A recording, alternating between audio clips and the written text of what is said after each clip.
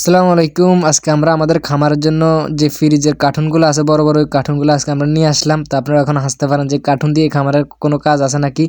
তো কাজ হচ্ছে একটা, আমাদের যে তেরফাল আমরা দিয়েছিলাম ওই তেরফালটা অনেকটা ডাউন হয়ে যায়। তো এরকম অনেক অনেক কার্টুন এনে আমরা তেরফালের নিচে দিয়ে দিব, যাতে পানির কোনো রকম পানি পড়লে যাতে ডাউন হয়ে নিচে পানিটা না পড়ে, মানে পানি এক জায়গায় জমে না থাকে। সেই জন্য আমরা কার্টুনটা দিয়ে দিব। এই কার্টুন দিব আর কিছু টিন, মানে যখনই যেটা হাতে পাই এটা নিচে দিয়ে দিব, তো অনেকটা উপকারিতা হবে। তো এটা দেওয়ার পর আলহামদুলিল্লাহ আমাদের অনেকটা উপকারিতা হয়েছে। আমরা এরকম আরও অনেকগুলো আনবো, এনে এনে দিয়ে দিব, চাইলে আপনারা দিতে পারেন যারা মূলত এরকম তেরফাল দিয়ে খামার করেন।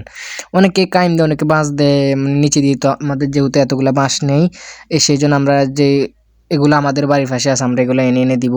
আপনারা চাইলে এভাবে দিতে পারেন যারা আর কি খামার করবেন তেরফাল দিয়ে। তো আর মুরগি চলে আসবে হচ্ছে এই এক সপ্তাহের ভিতরে। আর এই যে ঘরটা আমরা দিয়েছিলাম এই ঘরের মাঝখান দিয়ে আমরা বেড়া দিয়ে দিব। বেড়া দিয়ে আমরা এক সাইডে হাঁস পালন করব, মানে হাঁসের বাচ্চা বোর্ডিং করে বিক্রি করব, আর এক সাইডে টাইগার মুরগির বাচ্চা বোর্ডিং করে বিক্রি করব। তো যাদের যাদের লাগবে, মানে একটা হাঁস যাদের যাদের লাগবে আর কি, সবাই কমেন্ট বক্সে বলে যান। মুরগি যাদের লাগবে অবশ্যই কমেন্ট বক্সে আগে থেকে অর্ডার করে রাখেন।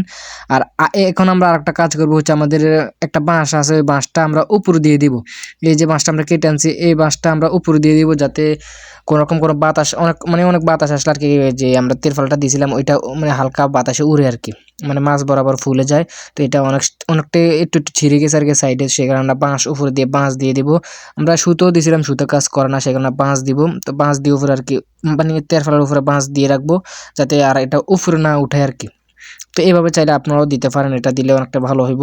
আপনারা এইভাবে দিয়ে আর কি খামারটা নিরাপদ রাখতে পারেন। সামনে যেহেতু ঝড় বৃষ্টির দিন আসতেছে, তো এখন আমাকে অনেকেই ভয় দেখাইতেছে যে তোর এটা উড়ে যাইব। তো আল্লাহ চাইলে একটা কুড়ে ঘরও রাখতে পারে তুফান দিয়ে আর কি, বাতাস দিয়ে। তো আল্লাহর উপর ভরসা করে আমি এই ঘরটা দিতেছি, আল্লাহ দেখবে। আমি টেনশন করি না, যে আল্লাহ যদি এটা উড়াই নিয়ে যায় আলহামদুলিল্লাহ, না উড়াইলেও আলহামদুলিল্লাহ, আল্লাহ যেটা ভালো করে ওইটাই হবে। আর রোজা রেখে কাজ করতে গিয়ে অনেকটাই মানে খারাপ লাগতেছে, তারপর অনেক রোদ, অনেকটা কষ্ট হইতেছে। তো আর কি, সবাই ভালো থাকেন, নিজের প্রতি খেয়াল রাখেন। আসসালামু আলাইকুম।